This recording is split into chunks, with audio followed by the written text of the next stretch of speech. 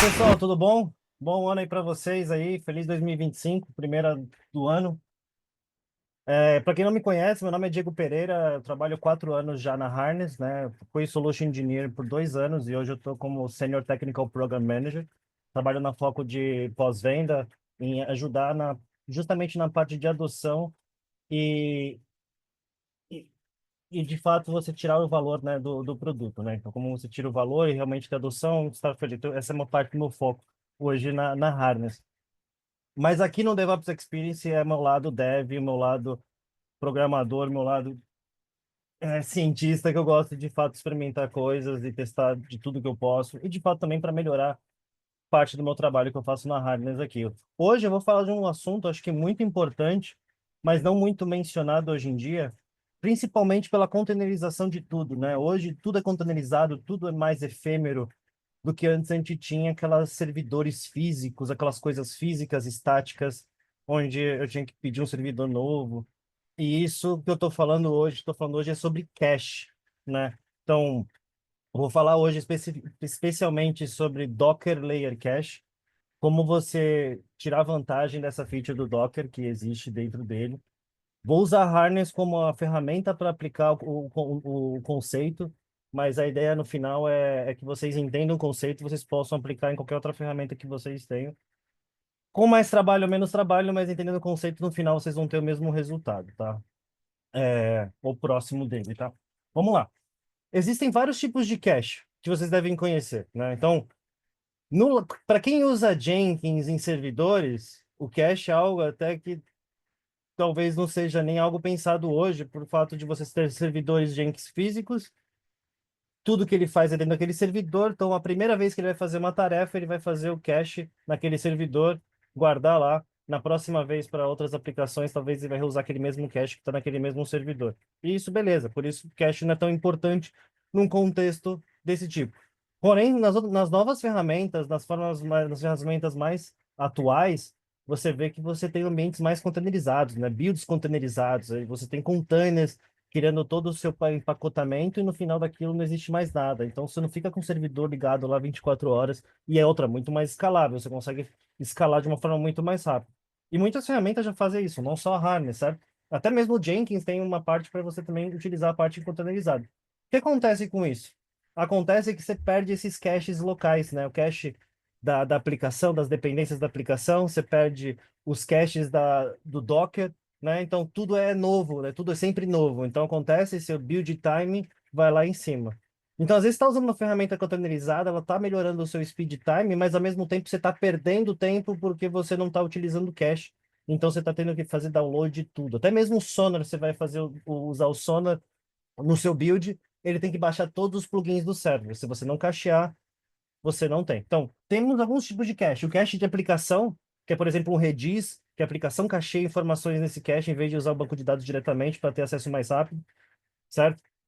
Existe o cache mais tradicional do computador que nós sabemos aqui, que é o cache em memória. Então, tudo que a gente abre dos nossos aplicativos vai para a memória do computador e lê do disco e põe na memória para ter acesso mais rápido e vocês conseguirem acessar. E durante a integração contínua, temos dois principais caches.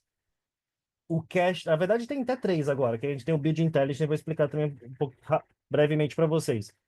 Nós temos o cache de dependências das tecnologias que nós usamos. Por exemplo, eu vou usar Java com Maven, então eu tenho meu M2. Vou usar Gradle, tenho o arquivo também do Gradle de. Eu vou fazer para Go, vou fazer para .NET. Todas as linguagens, elas geralmente têm uma pasta, um lugar que ela armazena todo o download das dependências das bibliotecas terceiras que ela tem que baixar para construir de fato o seu código, certo?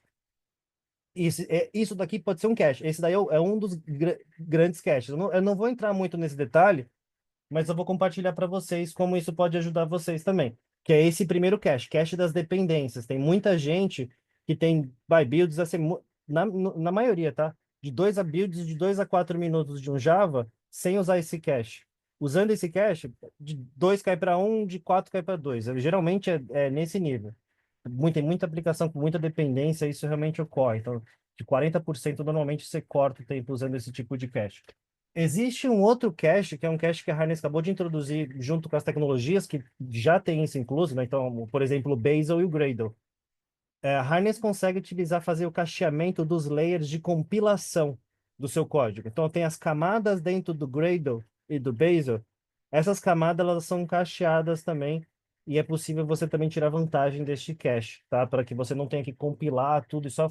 Imagina que você está rodando novamente aquela mesma compilação. Se você já compilou, você só rodou o teste, depois ele vai usar todas as camadas de cache, então você vai fazer um build muito mais rápido. Essa é a segunda camada, uma camada muito mais recente. A gente pode explorar numa próxima.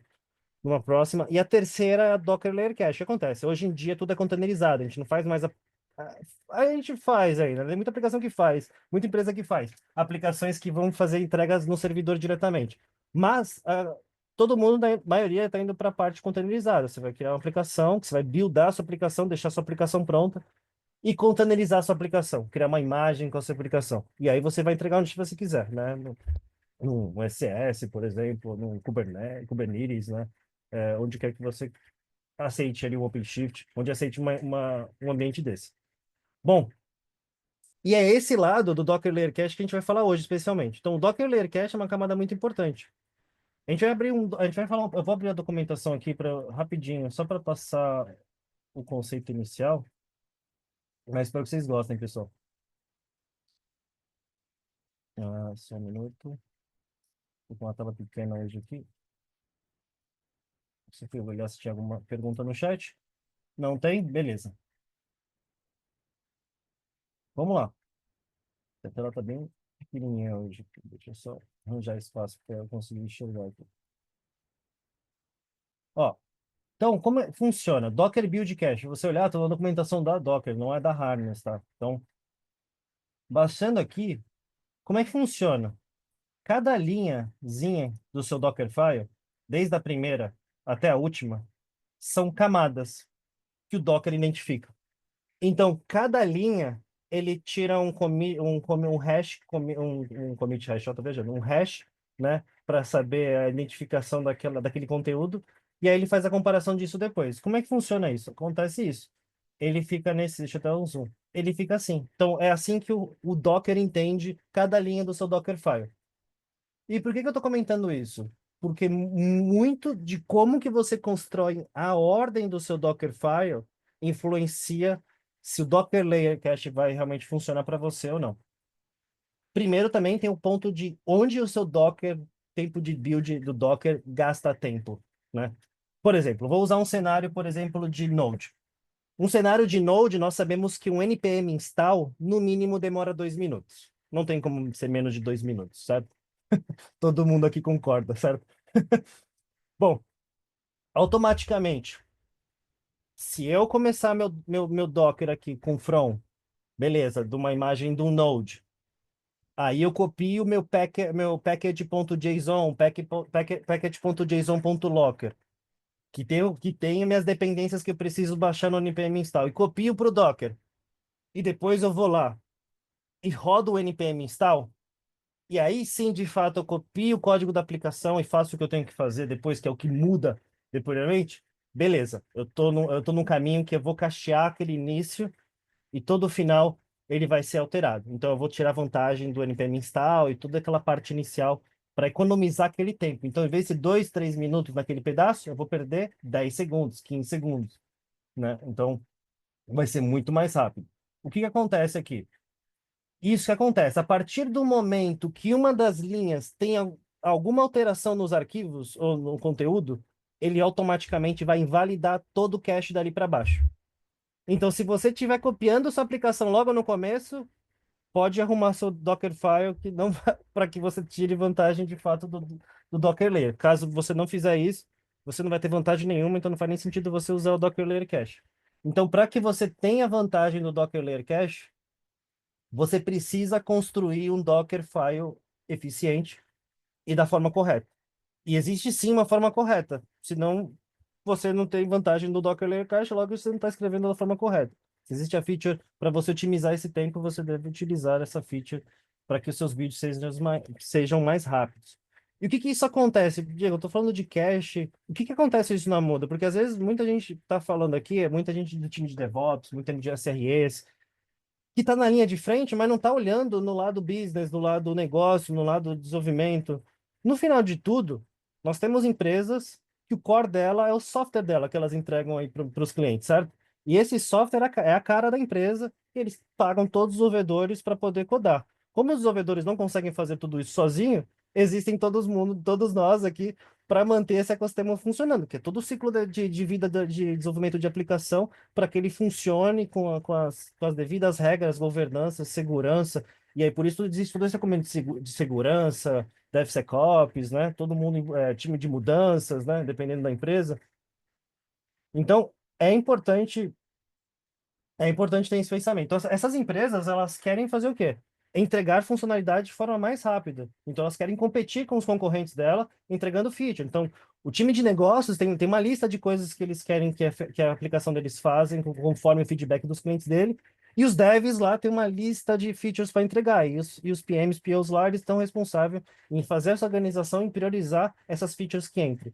Se o desenvolvedor... Olha como eu estou indo fundo, desculpa, pessoal, mas hoje eu tô... Quero explicar o conceito fundo. Se o desenvolvedor ele demora 5 minutos toda vez que ele faz um build, se ele errar qualquer coisa, ele tem que esperar 5 minutos. Se demora 3, é quase metade do tempo. Se demora 2,5, ele consegue fazer 2 builds em 5 minutos. Se ele errar alguma coisa, ele consegue fazer no mesmo período de tempo que demoraria para fazer o outro. Então, quanto menos você encurtar, menos você tira o dev. Quanto menos tempo você fizer o build, menos vai ter a probabilidade daquele deve sair para fazer outra coisa. Então, logo ele vai ser mais produtivo também em alguns certos pontos. Então, a ideia aqui é como é que a gente diminui esse tempo de construção, que é o tempo que você mais faz, porque você builda, builda, builda, comita, comita, comita, testa, testa, testa, que é a parte inicial do código, que essa parte tem que ser muito rápida, para que você tenha de fato um retorno rápido, o dev não fique já noiado já de ficar ter que esperando build, demorar, ou não saber o que está acontecendo, ele quer ter resposta rápida, quer comitar e quer ver o código dele o mais rápido possível. Então, essa estratégia aqui, esse é o objetivo hoje. Então, voltando aqui para o Docker Layer Cache. Aqui, então, pessoal, então a ideia é essa. Vamos fazer um exemplo prático aqui. Esse aqui é um caso que eu estava fazendo aqui, eu salvei só 35 segundos numa aplicação de cache aqui, mas depois a gente pode falar no final se sobrar um tempinho. Aqui foi a parte de cache de dependências, mas a gente vai fazer um pipeline do zero aqui, do mob, que é um repositório open, a gente vai usar ele. Beleza? Então, criei um pipeline, vou chamar um stage de integração contínua, vou colocar aqui build Docker, aí a gente vai usar esse repositório, vou fazer um fork aqui, devex, DevOps, experience,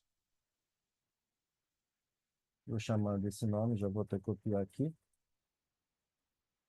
vou criar um fork, vou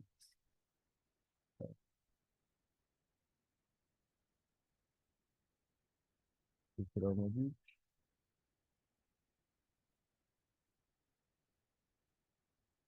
Eu só descobri como que eu tive esse negócio aqui, vizinho aqui.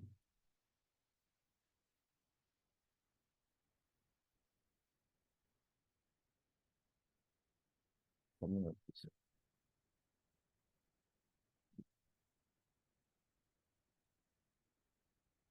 Ainda fiz um hoje aqui, não consigo tirar da frente. Tá aqui, pronto. Beleza. Aí aqui, ó, eu vou para um repositório que eu vou fazer git clone.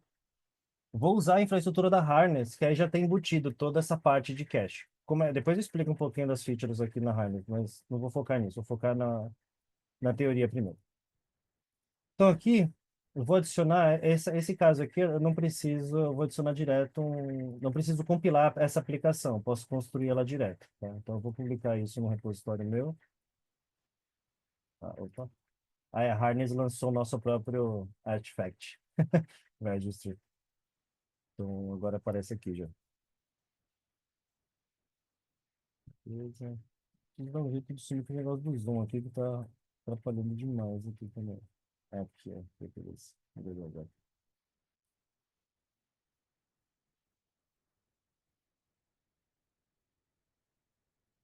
Ó, beleza. Então aqui aí o meu repositório é Diego Koala. Beleza. E eu vou usar o mesmo nome do repositório também para. Aqui a tag eu posso usar Expert, mas eu não sei se eu vou ter aqui de cabeça aqui agora. Tem um. Eu esqueci agora, deixa eu ver aqui. Opa,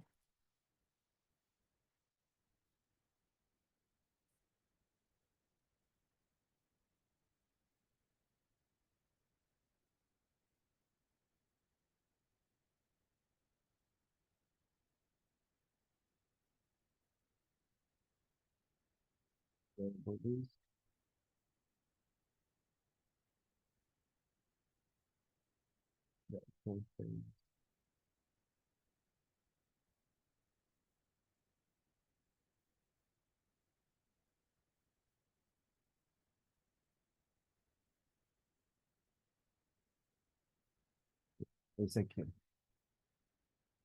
Para usar aqui para ficar dinâmico. Aí eu vou usar aqui na expressão de tag. Ó, aí aqui, ó, simplesmente você só vai fazer isso aqui, ó. Você vai clicar, ó, Enable Docker Layer Cache. A Harness hoje suporta isso nativo na nossa infraestrutura, né? E você rodando o build aqui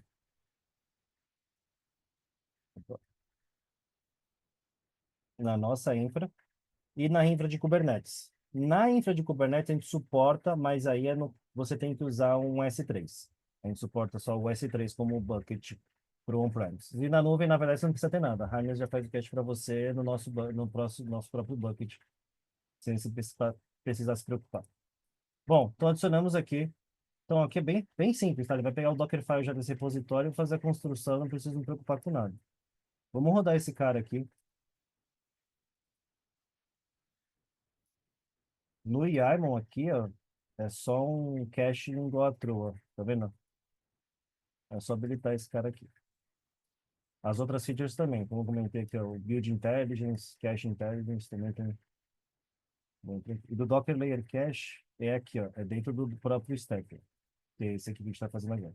Então a gente tem o cache do Docker, tem o cache de dependência que fica no começo do CI stage, e o Build Intelligence que faz também o cache dentro do Gradle e do Bazel, especificamente, nas camadinhas lá dentro de compilação desses caras.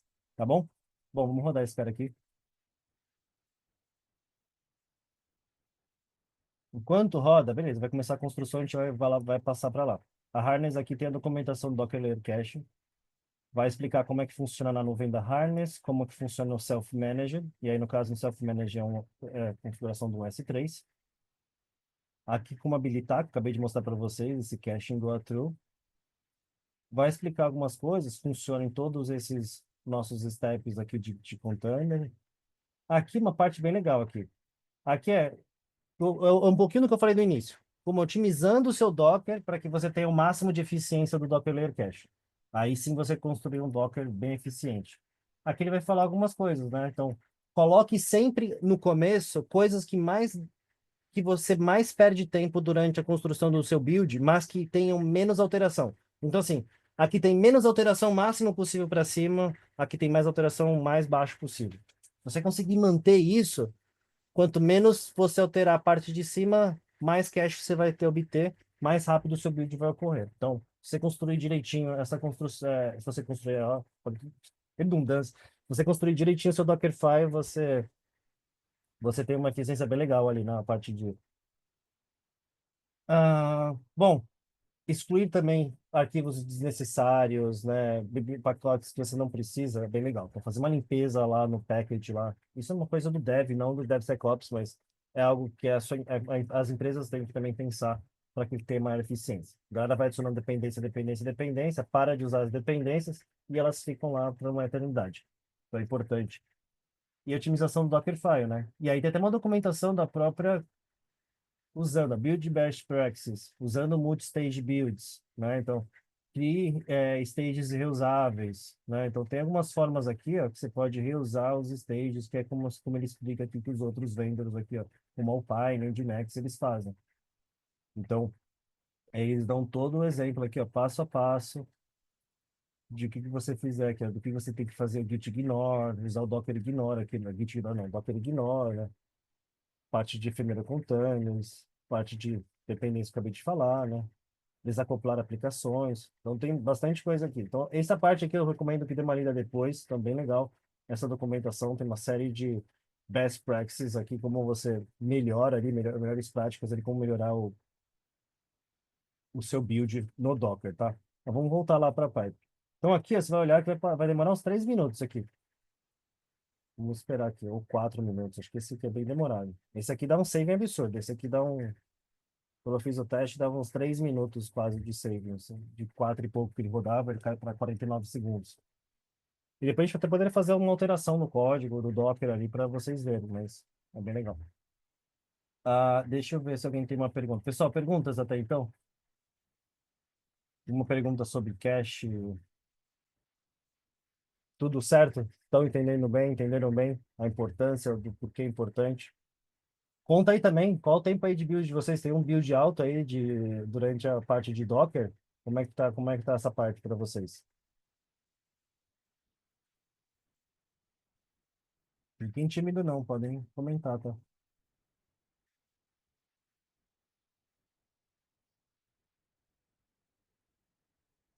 É. O que eu vi até hoje foi um cliente que ele conseguiu reduzir 14 minutos. Eles rodam Ruby e eles tinham um build bem complexo. Eles fazem um build da aplicação dentro do Docker. E aí eles reformataram o Dockerfile lá. Hoje eles conseguem um saving de 14 minutos lá hoje durante o build. Imagina o tempo total, eu acho que é uns 20 total. Ó, animal, animal, Diego. Você usou cache de aplicação, de dependência de aplicação, ou você usou o Docker Layer Cache, Diego?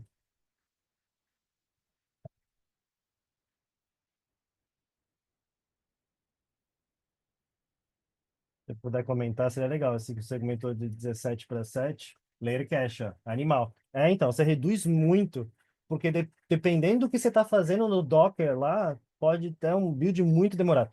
Assim, o que que eu vejo? Para quem tem um tempo de Docker build de 1 minuto, Docker Layer Cache vai trazer muito pouco savings. Para a galera dos 5 minutos mais, nossa, isso aqui você vai olhar amanhã, porque você vai ficar, você vai ver como o Diego, né, fez, o Diego Moraes ali. 17 para 7 cai muito, assim, bate 50% tranquilo, ou até mais, dependendo do caso.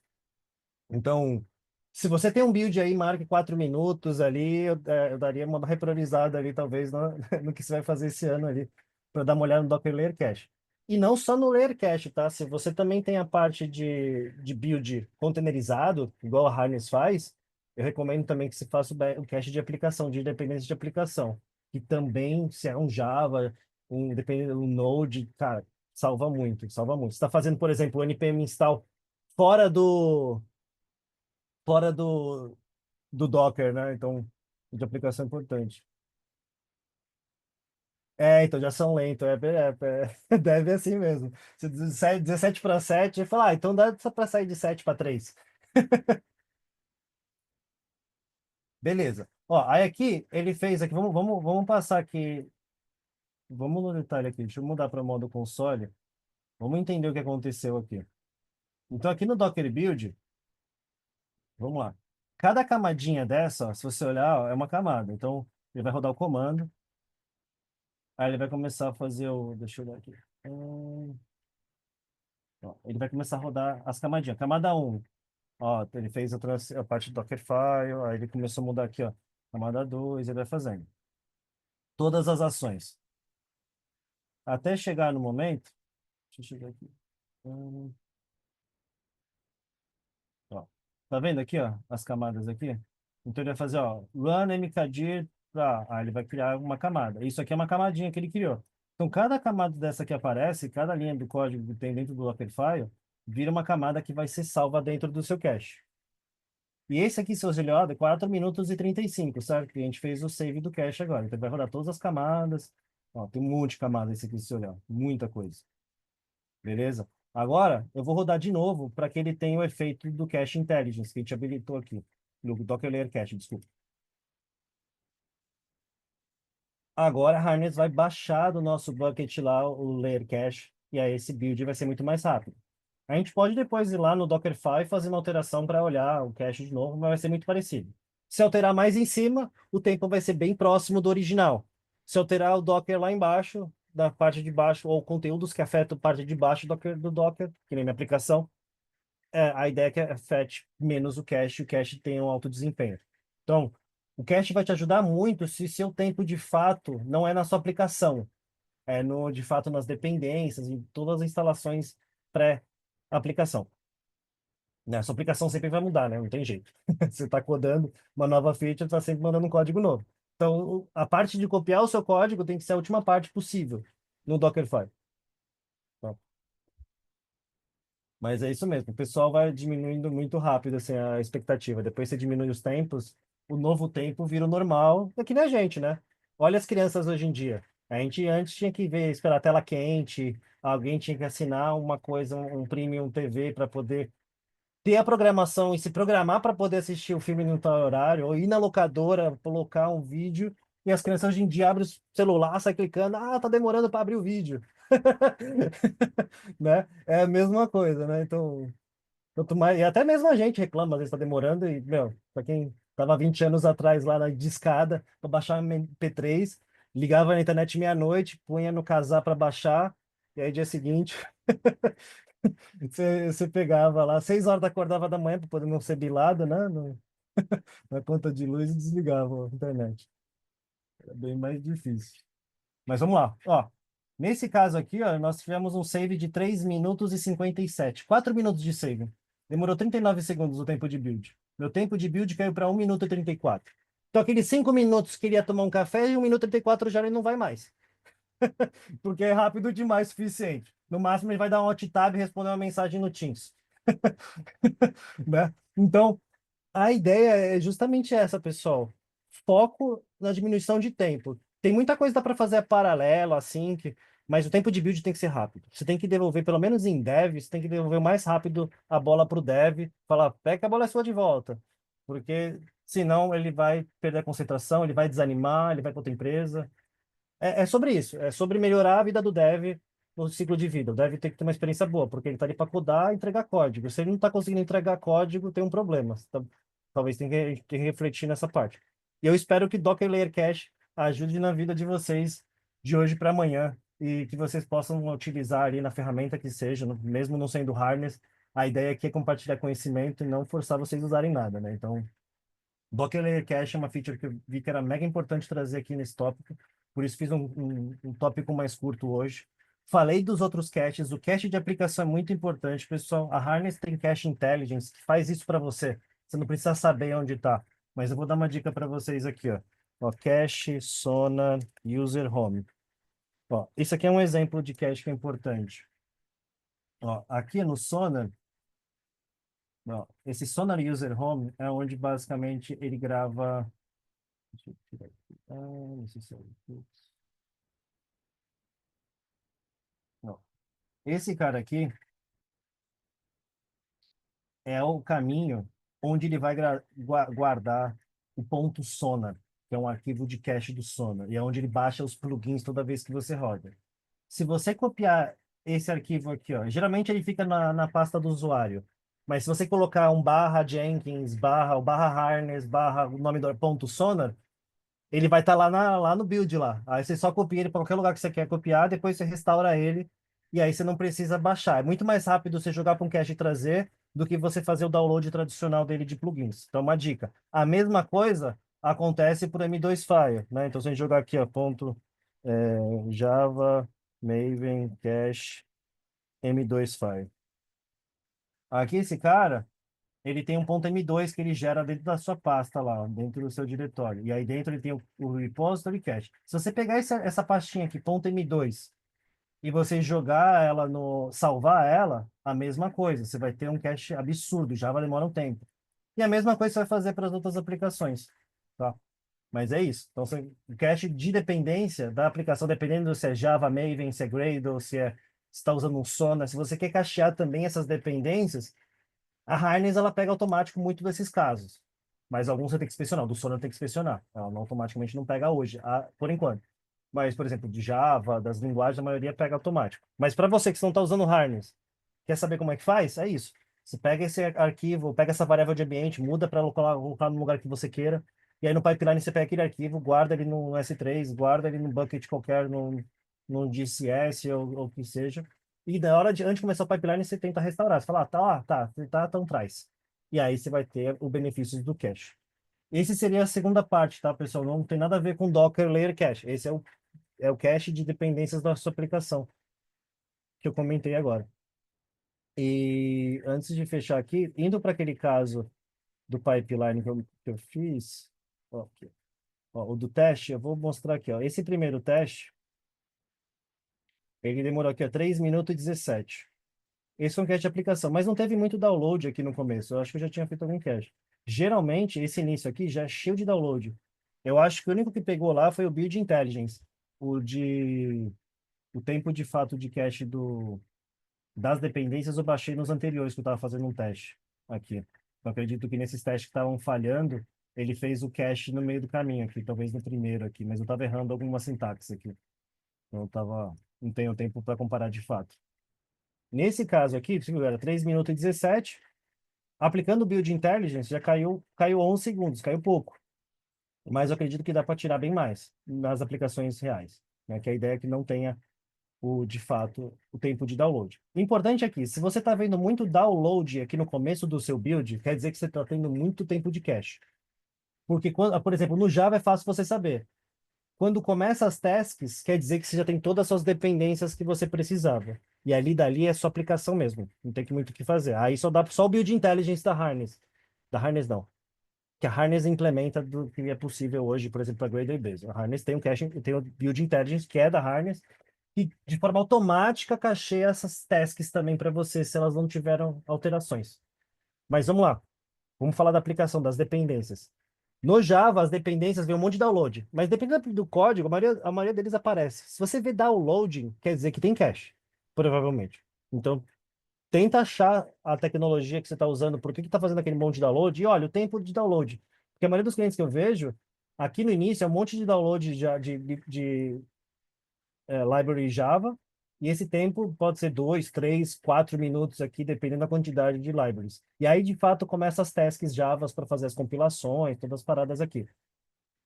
Então, fica atento a isso. Se você tem um tempo muito grande de download, quer dizer que você tem muita coisa que você está fazendo on runtime. Aí é legal você também pensar em cachear aquilo lá. Então, basicamente é isso.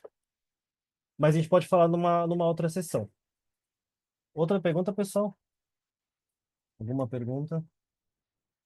Alguma experiência, alguém mais também teve alguma experiência de cache de aplicação, por exemplo, de dependência, que tinha um tempo alto ali aplicando também? Vocês usam, vocês aplicam isso no seu dia a dia? É algo que vocês fazem já? Ou é uma novidade para vocês? O que que é? Comenta um pouquinho, só para eu ter uma ideia.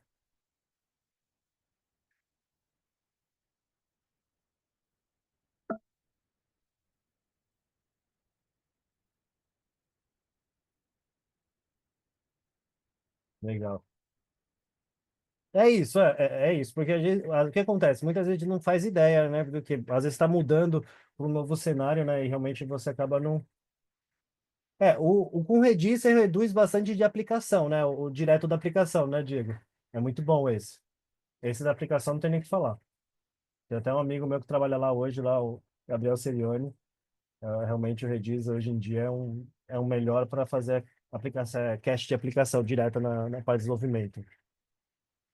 Mas vocês têm usado algum outro cache na parte de integração contínua, por exemplo, como esse de dependência de aplicação, de guardar os arquivos .m2, o Node Modules, ou é algo que vocês não fazem hoje?